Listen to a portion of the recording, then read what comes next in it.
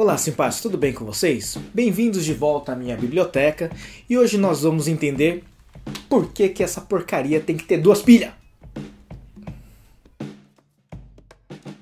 Você já deve ter passado por alguns perrengues quando você quer mudar o canal da TV ou aumentar o volume do som e do nada o controle para de funcionar. E nós temos uma mania maluca que é começar a apertar o controle com uma força absurda. Parece que vai quebrar o negócio no meio. Quando nós temos um equipamento como esse, um controle remoto por exemplo, você já deve ter observado que vão duas pilhas, o normal. Por que será que a gente tem que usar duas pilhas nesses controles? Será que ele não funcionaria com um? Não sei.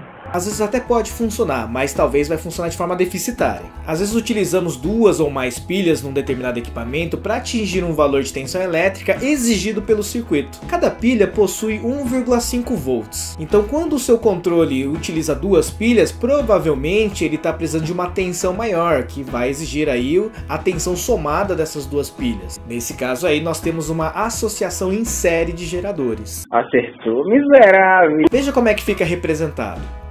Lembramos que os geradores são representados por dois palitinhos paralelos, um maior e outro menor.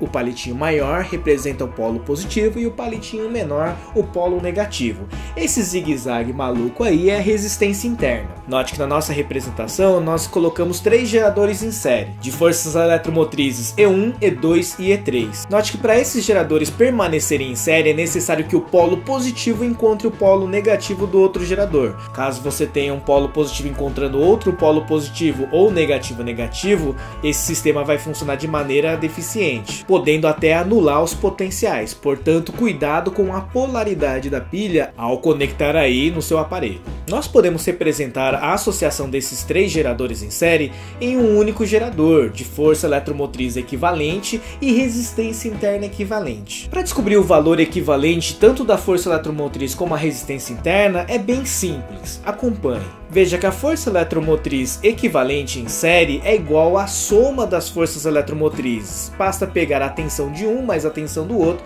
e a tensão do terceiro. Se tivéssemos mais um, colocaríamos esse E4. Já a resistência interna é igual nós fazíamos em resistência equivalente em série. Basta somar as resistências internas de cada um desses geradores. Nessa situaçãozinha nós garantimos uma tensão elétrica mais elevada. Só que tem um porém, como a gente aumenta a resistência elétrica, a corrente elétrica pode sofrer aí uma dificuldade maior para atravessar o circuito. Quando a gente associa os geradores em paralelo, nós temos outras características. Embora seja mais raro encontrar nos circuitos que nós temos ao nosso redor, ele também pode aparecer. Veja a nossa representação.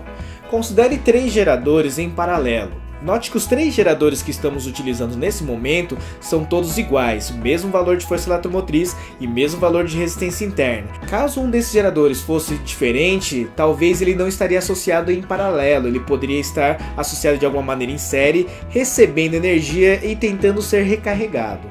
Portanto, nós utilizamos geradores iguais. Nessas condições, nós podemos representar aí essa associação por um único gerador de força eletromotriz equivalente e resistência interna equivalente. Nessa associação em paralelo, a força eletromotriz equivalente, assim como a resistência interna, tem algumas diferenças em relação à em série. Dê uma olhada.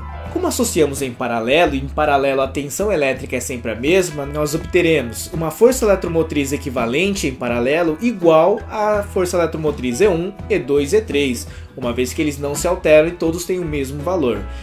Agora, para a resistência interna, veja que nós temos a mesma característica da associação em paralelo que já vimos anteriormente. Ou seja, 1 dividido pela resistência interna equivalente em paralelo vai ser igual à soma dos inversos, isto é, 1 sobre R mais 1 sobre R mais 1 sobre R e assim por diante. Aqui vale aquela característica da associação em paralelo de vários resistores iguais. Basta pegar o valor de 1 e dividir pelo número de resistores que estamos trabalhando. Então, galerinha, para a aula de hoje o conceito a mais é isso aí. Na análise de circuito, se tiver em série e paralelo, agora você já sabe o que deve ser feito antes de trabalhar o restante do circuito. Devemos tomar cuidado para que encontremos a força eletromotriz equivalente, bem como a resistência interna aí equivalente, para a gente poder utilizar ou a equação do gerador ou a lei de Ohm-Poulet. Qualquer dúvida, reveja essa aula, tente fazer algumas questões e nos vemos na próxima. Aí acaba um trem desse de madrugada, você vai comprar onde? A sorte é que esse é recarregável.